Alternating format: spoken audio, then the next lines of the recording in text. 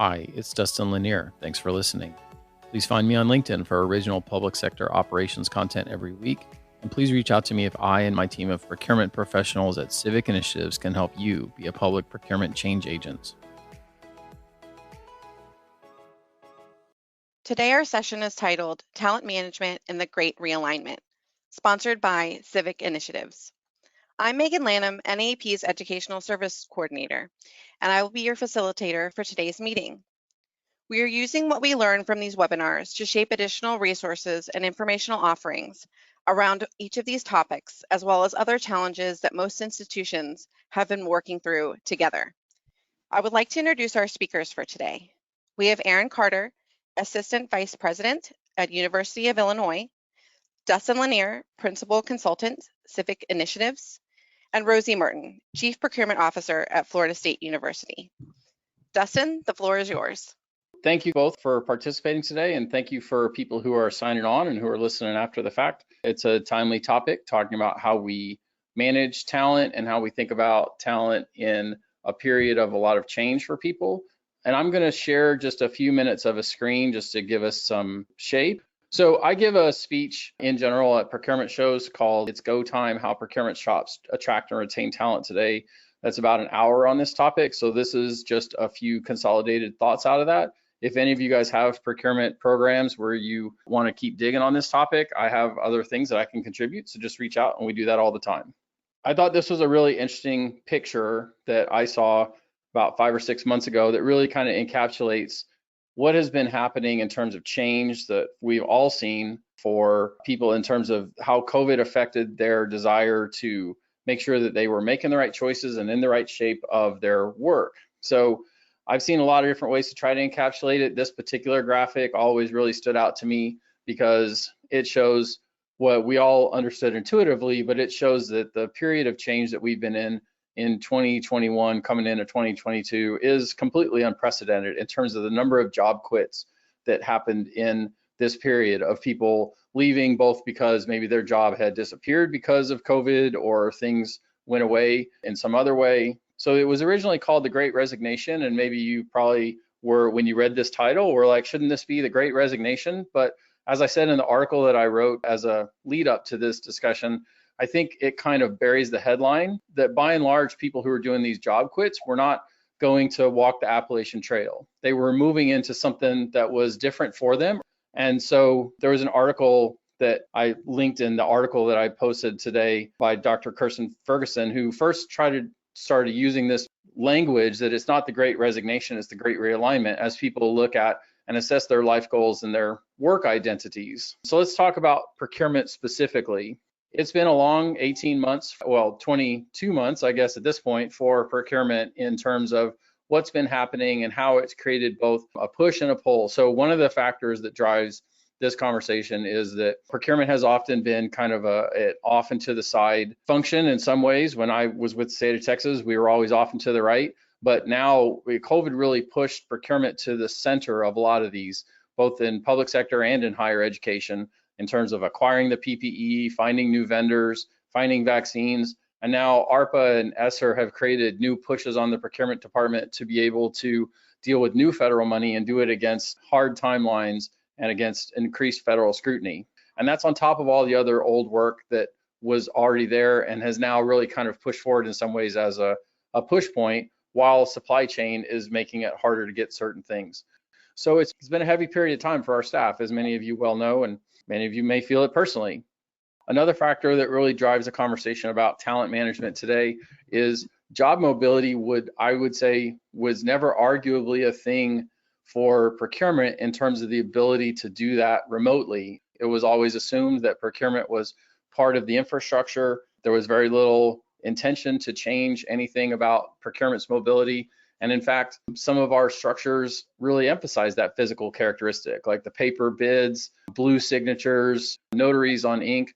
A lot of those anachronisms melted away in a lot of places, and we enabled procurement to prove that they could function virtually. So now entities that where procurement proved they could function virtually, maybe having a full back to work or a partial back to work, and there is an interesting struggle as far as how much flexibility do we still have And what do we do if people choose to make a vote for that kind of shape? This slide is basically reasons people choose to stay in a location. So of course, money is important and there's press on that. And, we're never going to make money not be a core part of the conversation. But all the rest of the puzzle pieces on this slide really talk to being able to be in work that matters. How do we make people understand that procurement is part of a mission? How do we let them see the individual impact on the mission and feel that connection to the team and the ability to view something as a career that they can have a long-term and long-range path in? So one action that I talk about in that speech is look at your organization from all of your chairs.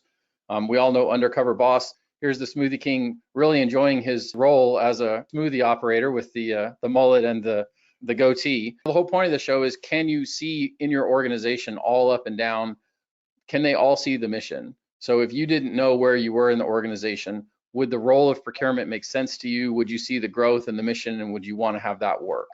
So that's just a super short synopsis of the kind of speech that I do on that, just as context setting. And then I worked with Aaron and Rosey, who of course are very high experts in their fields and very respected by all of you guys on the phone. So I'm going to help facilitate them working through some discussions, and let's get into some topics. So with that, Aaron and Rosey, thanks again for making time to join us. I'm sure people want to hear from you primarily for the rest of the time. So why don't you give us your view on what is talent management? How do you, when we started using that phrase, what does it mean to you? Rosey, why don't you jump in first, and then we'll kind of come around.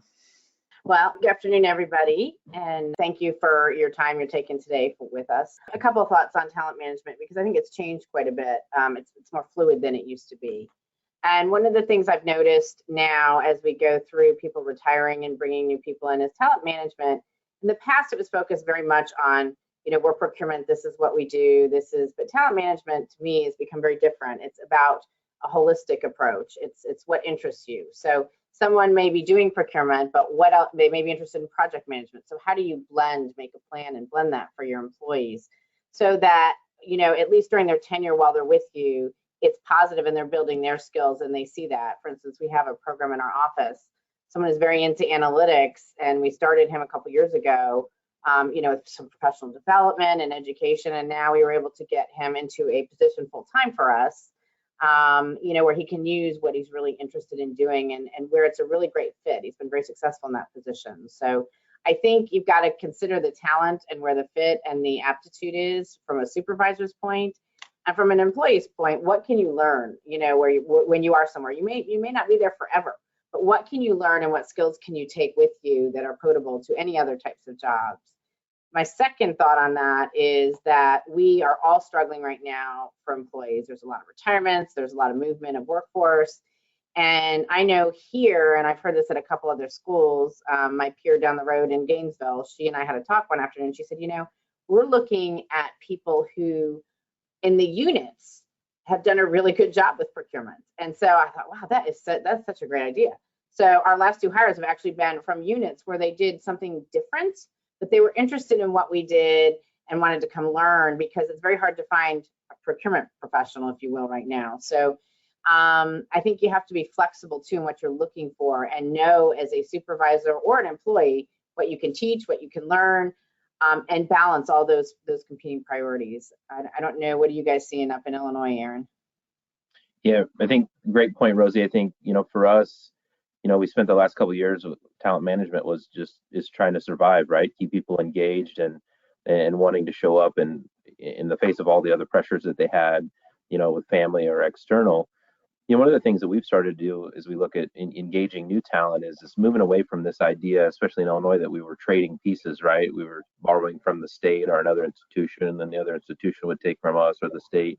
We really weren't cultivating new talent. So we've tried to do our best to engage, maybe recent graduates, some staff. We had an internship program and things like that, and then create a compelling argument that this could be a profession for them.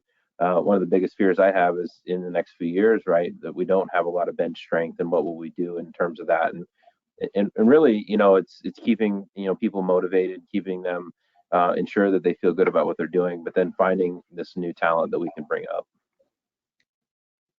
So did you see any change in the mission in the pandemic period? Like did the job change fundamentally in a way that then it affected how you think about staffing? Yeah, go ahead, Rosey. I'll follow up. Okay. Well, the answer to that is yes. I think everybody on this phone call is probably chuckling because, I think you said it very well in the beginning, Dustin, is that, all of a sudden everybody knows what supply chain is because they can't get certain things for their home. So everybody has become an expert in knowing what supply chain is, which has made it difficult on one hand, but also good on another. So there's an awareness of what we do and how important it is. But now there's also, oh, well, if I can do this, and because I've done it for myself. But what we found is it brought us, we've been pretty lucky at FSU that we've had a pretty significant seat at the table because our CFO is very engaged in procurements.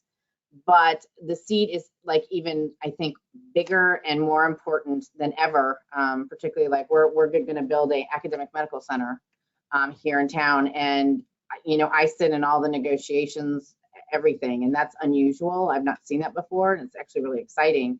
So I'm able to come back to the staff and get everybody else excited, like, wow, this is like such a super big initiative. So it's sort of a shot of adrenaline because we do have a lot of fatigue on staff from COVID. I think, Aaron, you hit the nail on the head on that the last go around. And so how do you keep engaging people and talk about the mission? I think more than ever, our jobs are going to become much more important to the mission and supporting, particularly as you see inflation rising and the economy start to seize up. The departments are saying, I can't afford this. What do I do? We're getting more calls already on some of those things, like when there's a fuel surcharge, some of you are probably seeing, or things like, just basic FedEx and UPS costs have gone through the roof. So how do you mitigate these for small departments that they're not getting increases in their budget? So there's going to be that squeeze coming, and we know it's going to be pretty tight over the next couple of years. So I think our mission has definitely changed to like more hands-on support and the visibility on campus and what we do. I think ultimately it has raised the level of what we do in awareness, and I think also on some level respect, because there are a lot of people that say, oh, I couldn't do that every day, it's tough. And so I think that there is a newfound appreciation for procurement on campus and in general across everywhere. The governor of Georgia just last week declared a supply chain emergency. That's been unheard of. So obviously what we do is front and center in a lot of places. So Aaron, you want to jump in? Yeah, I think for us, my concern is, for the first 9-10 months after, the pandemic hit, we were everybody's hero. We were saving the day, we were coming up with things, and we were recognized as such, right? We very quickly became, an integral part, outwardly, when we were always kind of that internally. One of the things I challenge with now as we talk about the things that are hitting us is how do we continue to have that relationship or that dynamic with the institution and not go back to what we're dealing with now, and we're the team that's bringing you, exponential increases on your roll towels and on your food and then everything else, right? And so, and I think in Illinois, it's always kind of been a challenge based on the environment that we're in here to be an impactful piece of the process at the institution and not just another hurdle or step that they have to get past. COVID allowed us to really be that because we went out and all across the state performed phenomenally in getting the goods and services we need. Now I see us creeping back into kind of this challenge where it's much harder on our staff because they're exhausted too, but now they're going to go back to all the things that are glaring and challenging right now, the lack of supplies and then the cost increases. So I think it's incumbent upon us to kind of keep that pressure of our administration moving, that we're important, we're here, and we're engaged. I think I'll jump in with one last thing too, because you reminded me of Aaron when you're talking, is I think one of the things that fundamentally changed for all of us was during the pandemic, a lot of our suppliers were challenged, and a lot of us had to find new suppliers and be more nimble about finding those new suppliers. The definition of strategic sourcing, it was so big 10 years ago. Well, it's 10 years ago now. And so now we're moving into a new phase where things are very different and very fluid. And so, you're looking at how do I get a supply base of local suppliers that may be able to service my campus when, some of our other suppliers didn't or couldn't be there for us because they were supplying government or some of those things. So I think, relationships with suppliers have definitely changed too, and how those would be approached. So I think that's going to be a fundamental change that we all experience over the next couple of years. So let's be specific in higher ed. It's conversation so far has been potentially one we could have had for for any public sector forum, but let's get into higher ed specifically. So Aaron, in I did an interview. You were kind enough to do an interview with me. Let's say it the right way around, right? In a few months ago, when I was doing an article on procurement as a career, Civic, in addition to our consulting work, we try to advocate for things like really focusing on bringing next generation people into procurement and how important that is and what a critical problem it's going to be if we don't. So you helped me do an interview on that. And one of the things I thought was interesting in that was that you referenced talking about procurement as a pathway to being able to get into higher education for people who maybe feel that connection to that mission, but aren't on an academic track, or maybe they are on an academic track and they want to work their way through operations. And I thought that was a really interesting turn of phrase that I hadn't heard specifically before, but I think it's very relevant to this conversation. So how do we attract new people to procurement who maybe haven't really visualized themselves as a procurement person, but they have a passion for the mission of higher education? Yeah, that's a great question, because I think probably like most on the call, I never envisioned myself as a procurement person coming up, right? I didn't think I was, man, I can't wait to go do procurement. I think for us though, it's to create an environment where we're needed and included, like during the pandemic, and not be so transactional, especially this next generation. If you sell the career as somebody who's just going to come push POs or check the regulatory boxes on a P card or something like that, that's not going to be attractive. But if you can really drill down and discuss how much we do for the institution, we're a piece of everything. Granted, sometimes it's small and sometimes it's large, but it all comes back to procurement and our ability to facilitate some of those things for our institution. And I think once people start seeing that, right, they understand that, wow, I really kind of touch every piece of this. And at institutions that I look up to nationally, I think even Rosey's group and Nicole Uma and Milo at Alabama, right, there's such a piece of the process there that it's an exciting opportunity to be there and to be a part of a building going up, to make a difference when you come talk about the testing or things like that. And I think that resonates with people, and to think, man, I can really help the student mission. I can help these faculty and these researchers change the world from my seat in procurement. And I think, if we can do a better job selling our profession like that, I think we're going to have so much more success than talking about the nuts and bolts of an entry level procurement person. So Rosey, what, maybe kind of keep going on that. What advantage does higher education have in this kind of ongoing talent war and feed off of some of what Aaron was talking about there? Yeah, that's a good question, because we are in the capital city, so we compete directly against the state and private for the same employee base from a procurement perspective. So it is very interesting when you see that juxtaposition. I've worked in all three entities. I was in the private sector for a long time. I worked in government and then at the university. And what I would say is, out of the three of them, it's definitely by far, to me, this is the most favorable environment, I think, for your personal, like the work-life balance. I had an employee leave here during the not the great migration or whatever we want to call it, but she had left, and I just ran into her at lunch today, and she's like, boy, and I told her she went to a private sector, and I said, they work a lot longer hours. She's like, you weren't kidding me. But I think there's a better balance overall. We just have to keep that frame of reference. And I think one thing COVID did do was reset that. I think some of us really worked like crazy hours in higher ed. And, the work's still always going to be there. If not, there's going to be more. And I think one of the benefits of higher ed is, besides the fact that, you can take classes in some cases, you can, interact with internships with students, which really is making a difference in their lives and their ability to go get a job when they graduate. But, let's face it, nobody's coming into higher ed to make a ton of money. They're just not. And I think it is somewhat, you are a public servant. Or a private, or a 501c3, whatever you want to call it, a person who works for an institution. So there's some part of you that has attracted you to that mission and the connection with the mission. And I think that is the passion that I think you see in people who are very passionate about working for higher ed versus the government or other areas. And I do think it's true, because you are giving back to someone who's coming forward in the future, and what can you give them or what can you leave? And we try and actually connect some of our mission with our area. We had a mannequin that ran and that sweats, and all the people who make clothes use it to test their clothes for fire hazards or prevention.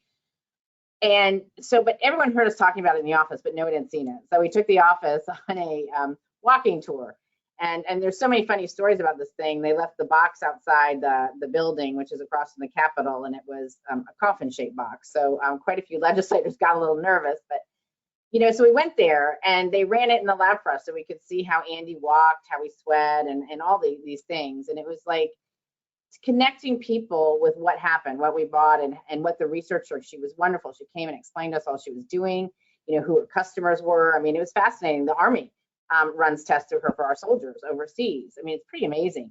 And so, everyone loved that. So we're going in next month to the Real-Time Crime Center. That's a project with the city and county, and they're actually, it's very high tech. There are a lot of boards. They can see where all the people are, and so it connects back to the mission, and it re-engages people. So that's what I think is the big difference, or one of them anyway, one of the many. Let's stay in it. You saw my undercover boss picture there, and I've told the story about one of our assessments so many times. If anyone's ever heard me speak, they've heard it before, I'm sure, of a Lindsay that I was asked to speak to in an assessment, and how the leaders had all told me to go talk to Lindsay as an example of somebody they wanted to be interested in procurement. And without going through the whole story, Lindsay's job was pretty terrible, right? When you actually look at what she was expected to do, it's not anything that wasn't going to make anybody really see that connection to mission. So, how do you guys, you guys have so many people that you're responsible for, and obviously there has to be a pathway in, so we have to have entry-level positions, but yet we really want everyone to not just be given the short list of the IFBs and be sent off for 6 weeks to handle that for, until we are good and ready to come back to them. So how have you tried to think about how all the chairs in your shop can see the meaning of your shop, so that even if somebody is doing something that may be, clerical, because that's the work that needs to be done, still have some ability to make sure that they see the impact of what they're doing on the university? Darren, you want to go ahead?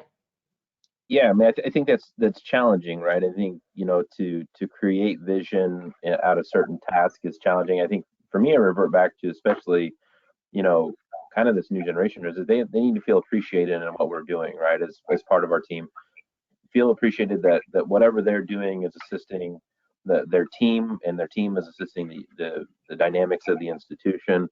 And again, I kind of go back to this, it's inherent that some of what we do is going to become transactional, but to try to break away from that, look at the big picture, and also create pathways within your organization where somebody that maybe came in as an administrative assistant can move up into something else, and can learn and create a dynamic where they grow within the organization. Really big on the idea of the success that you have helps you build upon yourself within the institution, within your department. And I think it's just however you can communicate that. For me, it's always been make sure that they feel heard, right, and make sure they know that they're important to the team, and try to connect that to the institution. But I think in some capacities, especially these last 2 or 3 years, it's become very challenging because we inherently became transactional, just trying to survive. But I think as long as people feel good about where they are and they know that they have a place that they can grow into, we can be successful. Yeah, I think we did a couple things down here, recognizing how tired people were from the pandemic, and we had staffing shortages, so people were doing multiple hats. We kind of tried a multiple prong approach. The first one was pretty straightforward. We went and committed to the staff that we would do a market assessment of all positions. And not only that, we would build career ladders for those positions. So they knew what the next step up was, and the next step, and where they could go, and what the path forward was for them. So we've been working on that, and actually we're just in the process of implementing it. Just got approved, so we're about to implement that for our procurement specialists, for our strategic category managers, and we're working on the last group for our procurement associates. But it gives people a ladder, a vision of where they can go in their job, so they don't feel like they're in one job for 20 years and never have an opportunity to move. And I think that was pretty critical. The other thing it did was we were allowed to benchmark against our peers and show that Florida is traditionally not a strong payer, so it enabled us to get people increases that we wouldn't normally have had. And it also, after COVID, one of the things about the renewed sort of visibility of procurement was we were able to get a couple new resources. We have to still fill one, but we're working through that. So they did recognize there was a need for some of these resources to really support campus, particularly as you look at, before we were all, just in time, strategic, sourcing that, and now we're sort of moving back to a little bit back to a hybrid model of we might have to have some warehousing on campus. And most campuses, I think, had gotten rid of most of their warehousing and logistics. And so we're sort of having to have this swing back, and how do we correct ourselves and to what point? So, but I think the most important thing too is when with my new employees, I set aside a time at least once a week, an hour with each of them to go through what they're working on, talk through where they're having problems, and just really try to do a knowledge transfer. I have not done that before because I'd get wrapped up in, I have a meeting here, I have to be at this meeting. But I think one of the things in the pandemic that I realized, and it really, at my last job, I remember somebody saying to me, I wish we could have had more time for you to sit with us and share. So I thought, I need to do this. I mean, you need to make an effort with the people that are coming behind you, because every time I hear about someone retiring, I get very green with envy. And I know that day will come. So I'd like to think that you bring people up with your knowledge instead of trying to keep it to yourself. So that's really, I think, the approach we're using here. Do either one of you guys employ any kind of job shadowing as a concept, like letting people see what the next job is? Or are you aware of anybody who has employed a strategy like that? I think that the more forward-thinking institutions do that. I will admit, so far to date, we have not done that, but I think that those programs do exist. Rosey, maybe you think otherwise, but I think that stuff like that, and there's definitely an institution I look up to. Yeah, and I think there are some other institutions that have done it. I think what it requires, and this is the challenge, I think, for a lot of CPOs or AVPs or whatever they are, is, making the time to really carve it out and come up with a program. It's hard to just do that. But I think again, after COVID, I think the recognition that people, and sort of going to your great realignment of talent, people want something more. So how do you give them more when you only have a limited resources to pull from that? And I do think there have been some schools that have done that. We actually do that as part of the ladder where they can go up. So they sit with the, if you're a senior procurement specialist, your next step is a category manager. Well, you need to see what the category manager does and how they do their job. So it's sort of built in fundamentally with that ladder. But like I said, we're new to the game, so we're gonna have to wait and see how it goes. So Rosey, a minute ago, you mentioned lunch with somebody who had left and, talked about kind of that experience. And then in some of our prep, you mentioned that you were seeing at least a little bit of boomeranging in terms of people making some decisions on, where they should land and where they feel that connection to mission. So define boomeranging and talk about it from your experience. Yeah, it's kind of an interesting phenomenon. You're starting to see more and more articles about it. It's sort of like the folks who retired during COVID, or now there's sort of this buyer's remorse. I just read an article this morning in BBC that they surveyed about 2,000 people in the United States who had left their work and either retired or went to another job, and they asked them, like, where are you at now? And they had to have been at their new place or retired over a year. And it was very interesting because 25% said, it's okay. Just more or less the same. And then 75% either answered that they were looking, 75% were saying, no, this wasn't what I thought it was going to be. The grass is greener. And out of that 75%, over 33% of them are actually actively looking for other jobs. And their comment was, well, maybe I jumped too fast. Maybe I didn't really look at it. The one thing that was very interesting that was a commonality of all the people was I didn't look at the bigger picture. I looked at what they were dangling in front of me, and I thought it was greener, and maybe it was, maybe it wasn't, but I wanted to change, so I did this. And maybe that works in some cases and maybe it doesn't. But the boomerang is, you make a decision and you leave, and then you either come back in some different capacity on campus, because I've seen that around here. I mean, I just had someone from the research office. She left, went full remote as a research associate with another university, and we had a big party for her in September. And she just called me up the other day and said, I'm back. So you just don't know. And I think, it's different for everyone. It's a very personal decision. It's sort of like this whole, I want to be 100% remote versus I want to be 100% in the office versus a hybrid. There's never going to be one good answer for everybody. The answer is, I think, the commitment and engagement that everybody has in what their belief is in connection to the mission, because it just is so all over the map right now, and you have to look at every individual. Because I have somebody who wants to work every day. She doesn't, and then I have someone who wants to work 100% remote. We don't allow that. We're a hybrid institution. But I think that when we right size, it will be, I think, more telling about where people are in their thoughts and in their where they want to be in their career and what they want to do. Because again, people who go to the private sector from higher ed probably are a little surprised if they've been in higher ed their whole career at the expectations of work hours and things like that. It's just different. And so it's a different cultural change, and that oftentimes can be a hard adjustment. So, Erin, I'm sure most people know that in addition to your role directly for University of Illinois, you provide leadership to IPEC, which has institutions of all kind of different sizes and different investments in procurement staffing. So at a consortium level, is there anything that the consortium is able to do to help with staffing and aspects related to staffing, or any observations as you look at large and small institutions as they're trying to deal with the staffing thing and the purview and that you have from those sort of dual roles?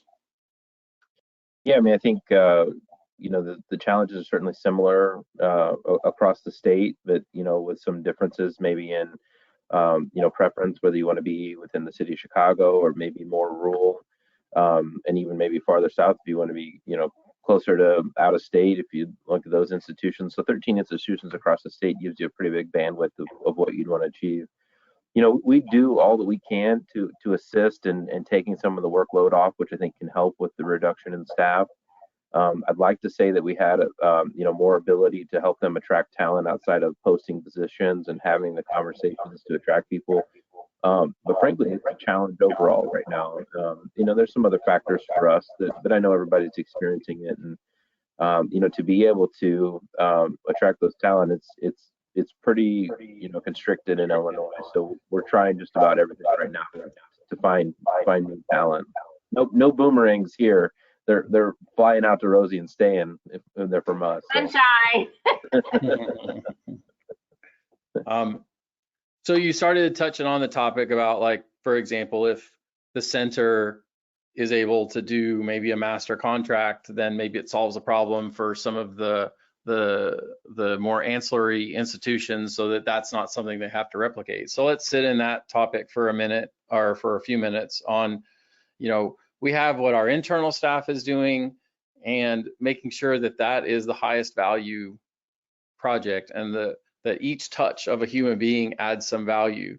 Within that, there may be different ways that we might even look at, like, things that we're currently doing to say, is that something that staff should do? And being able to have discussions about, well, what are the role of co-op contracts? What is the role of staff augmentation or service contracts to be able to pick up some of the work? ARPA on the public sector side has created a lot of conversation about actually leveraging some outside forces to be able to help with some of the RFP portfolio, because it's allowed for as one of the allowable cost lines. So, I think the overall question about, we only have X number of staff, we need them to not burn out, and we may have another layer that's out of things that would allow us to emulate work that staff does, or choose to not do certain work because it's not the best use of our staff's time compared to something else we would use. So anywhere in that topic that you guys feel you have something to add on terms of what you do with staff and what you do with outside resources and partners? I'll go first, because Erin, I think you're going to follow me pretty closely on this one with your state structure. But so for us in Florida, first of all, I want to say that we're always going to have GPO contracts around as tools that we can use. But one sort of innovation that we have decided and worked with is, so the SUS, which is all the state university system institutions in Florida, and there are about 13, same as IPEC. We basically, and we had this and up in Illinois too, and it's really great. So we would basically, okay, who wants to do an RFP for this? Or ITN, we call it here in Florida. But so we're in essence, in some way, acknowledging that, boy, one institution cannot do everything, and why are we doing it redundantly? So we then assign around the state university system who does what. Currently, I think UF is finishing out scientific supplies. We have an active bid for MRO. So we sort of share the commodity load. It's like commodity management that's shared. And so, and even on that, we've taken that to a national level we've been doing, for instance, we have a contract with Amazon. Is tough to get to bid on anything. And we all use Amazon Business in higher ed. Everybody does. And, everybody wanted to do a separate agreement or a separate contract with them. And Amazon's like, we're not doing it. So they refused to move. So a group of us who are on the Strategic Advisory Council for many years pushed and pushed and pushed. And finally they said, fine, if one of you does a bid for all of you, we will bid on it. And they did, and they won. And now our institutions are now getting a CAF back to ourselves and keeping that because, it just wound up being a very successful procurement. It was led out, I think ASU led it. And then there are about 12 of us who are named participants. And so what that does is it says, okay, they're gonna manage that contract. I, Rosey, don't have to manage it at my institution. I mean, I may manage it locally for what we need, but on a national basis. We're doing that now with MRO. We have an MRO bid out there right now. I think we have commitment for over $50 million to spend. And we listed just basic name participants, but it's very large. And what we're trying to do is basically, so I'm saying, Lisa, I'll handle MRO, Lisa Deal down at UF, and she's going to say, okay, great, I'll handle the scientific because we're a big research institution. So we have sort of, we're taking advantage of our different resources and missions and sharing the category management, both on a statewide and a national basis. And I think you're going to see more and more of that at higher education because you can capture more value. On the staff augmentation, I do think that's going to be something procurement is going to want in their pockets, though, for some of the shortage times that come. And I think that's going to be really important. I think a lot of us in the public are scared of that just because if you're a public institution, because of all the state rules and how somebody can know all these rules, and they're very bureaucratic. So that's a hurdle I think we still need to work through and get over, both mentally and actually in actuality.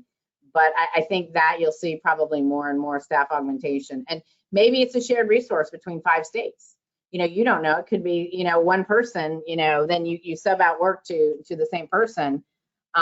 We don't know what that looks like yet, but there are different options as far as that as well, whether it be a firm or an individual. Like, can you share those resources? And so I do think the whole key that I keep talking about is sharing, whether it's a service contract, whether it's staff augmentation. It's the same concept that SUS and IPEC have had for many years, and so I think it's taking it to a national level. I don't know if you want to jump in there, Aaron. No, I completely agree. And this co-op environment is something I'm extremely passionate about. I would say that what I would add is it has so much value if we can only figure it out, right? So the things that we've done as kind of this kind of personalized group, right? It goes farther for me because I come from such a regulated state, right? So if you look at these national cooperatives, to be able to hone in on some of the specifics that I have to deal with in Illinois, a lot of the times that creates some roadblocks into my ability to pull enough from the cooperative environment. And I think in general, we all can attest, like there's so many opportunities now in terms of cooperatives, right? New ones are popping up all the time and everybody's got a better solution to this or that. But we just need to, find a way to put the institutions first, right? That's got to be the first thing. But then we know we need to have a really big conversation about how we do nationalized awards and include components of diversity. What do we do about some small business components and things like that? That frankly I see us, as a by and large being behind the curve on some of those things. So I couldn't agree more that it's so necessary and it can add such a big impact, but we've got to fine tune it so it doesn't create more work for reduced staff. And to Rosey's point about the staff augmentation, I couldn't agree more. I think that creates a lot of angst, but it may be a situation where we may not have a choice coming up. Well, I mean, just as an aside, I've been running Civic for 12 years, and I would say that not until 9 months ago had I seen any appetite to have even a conversation about that kind of topic. But it has been an interesting change, whereas procurement's always kind of had as a badge of honor that well, the job is hard and that's what the job is. But, you know, some of the impact of the federal guidance has really changed, has created a shift, and I have definitely seen it. And some people are more willing to have that conversation, and that's been an interesting, you know, new area for us. So let's talk about succession planning. A lot of people talk about it. It's a term. We all think we're supposed to be doing it. So is it a thing? Is it actually happening? Is there an ability to manage towards points of contact? I mean, Rosey, you had a great discussion about that career ladder and that career path, but is that exactly the same thing as succession planning, or is succession planning something different than that? I think it's different. I mean, you know, the career ladder should be your base, you know, to show people growth within your own department and grow in procurement. Succession planning is different as far as, to me, you know, it is for those critical positions that you really can't afford to go without. And usually that means some sort of leadership or mentorship or, you know, supervisory. The challenge is, like, you know, and I'll use an example in our office because she's in a program here called DROP, which means in Florida you get it's a weird retirement thing, but you're going to retire after 5 years if you go into it. So you have a finite time you have to retire. And so I know we have someone in our area that's coming up on that. And so that she's a critical person. I mean, she is very critical to the operations of the department. So I have to make sure that as she starts getting close, so we're closing in on the, you know, her time, that someone is picking up that knowledge transfer that she's at. Because she's been also the main legislative person. I mean, she's a go-to person in the state. Anyone has a question on legislation in Florida, she's going to know the answer. So how do we fill that gap? So we're planning now. And I do think, you know, I actually think it's more critical now. I wasn't as worried about it before, but because of the staffing shortages and how people are hard to find who actually are, you know, you're competing for a lot of talent. And so you want the best talent. So can you home grow it? Do you need to look at something else? But we are definitely working on having, you know, people, there's where shadowing comes in. So, you know, the person that I have shadowing her on the legislation is going to take over that responsibility, but it's going to take a while. It doesn't take 2 months. It takes, you know, so you got to plan ahead enough to do that. But I think that's a very real issue. I know that there are a couple people that I have started sharing knowledge with. Just, I mean, you know, I mean, honestly, anybody can, you know, something can happen to anybody, but it's very critical for me to know that, you know, I want them to know and pass the knowledge on because that helps them grow. And, you know, I'm going to retire, hopefully it's in the near future. I don't know when, but yeah, got a little ways to go. But, you know, you want that to be a seamless transition. And the interesting thing that I think has changed is when I came into higher education, it was, if you'd been there, longevity got you the job. But then it swung back and it was not the case. And it was a lot of people coming in from the outside, you know, or a different institution, not your institution. So you had to move to grow. I think it's swinging back now. I think it's starting to change because there's a recognition that is this person committed to our mission? Are they, you know, I mean, are they committed to the area? Their cultural differences, having lived in different parts of the United States, there may be cultural differences in places. So I do think that you're going to start to see a swing back. So I think that offers people, you know, a like, wow, there is a path for me to stay and grow in either locally or at a closer institution in my own state, something like that. So I do think succession planning is definitely sort of emerge or morphing, as you will, you know, in this current market. Aaron, I know you have some thoughts on that. No, I mean, I think for a long time you hit the nail on the head. We disincentivized our own talent because when the top jobs were coming open, we would see these search firms, they would go out and pull from outside. So, you know, our teams didn't have this feeling that they could work hard, succeed, and grow within the organization. And I think that imploded our idea of succession planning. I think a lot of us personally have a solid right hand, right? A solid number two that you just anticipate, you know, if I was hit by a truck, right, they would take over seamlessly. And I think succession wise, we do well at. I think as a profession as a whole, I think we've probably done a really poor job at that. And I'm hopeful that, Rosey, your input that it's coming back around. I think I hope that that's the case because that's what it needs to be, right? You know, we have people that devote their lives to institutions, and maybe I'm old school, but you know, they've put in the time, you know, and given their passion to the institution. Let's give them a chance, and I prefer that more to this outside grab. But you know, again, maybe we don't have a choice with the fill rates right now, but we definitely need to do better with that in general. So let's touch on hybrid and flex and or not for a second, and then we'll kind of come to asking you guys to give a sum up and kind of look for green shoots for us and to go forward. And if anybody had a last question, they can drop it in the box.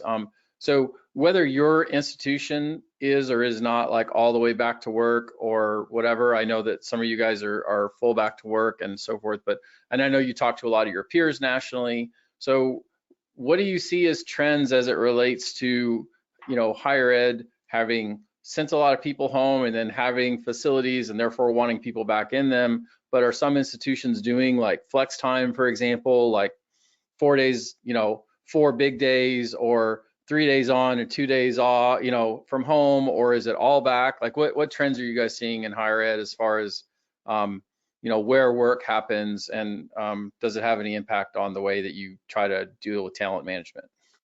I see us having, it's necessitating an option, a hybrid option. I really see that talent pool is really pushing that.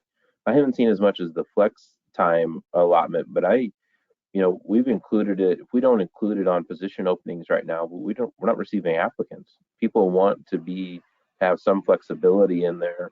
And I think it's challenging because institutions across the nation are handling it so different, even offering almost full remote, right? So I think that's going to create dynamics in each of our ability to hire based on our reaction to that.